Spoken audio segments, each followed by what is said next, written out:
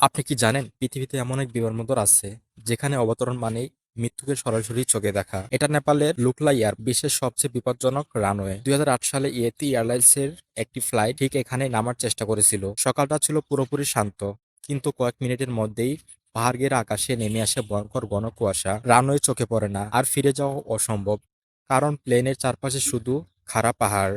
Pilot চেষ্টা করেছিলেন সর্বশেষ মুহূর্তে প্লেনটাকে কোনোভাবে নামানোর। রেডিও সিগন্যাল দুর্বল, সামনের দৃশ্য প্রায় শূন্য, আর সময়ও ফুরিয়ে আসছিল।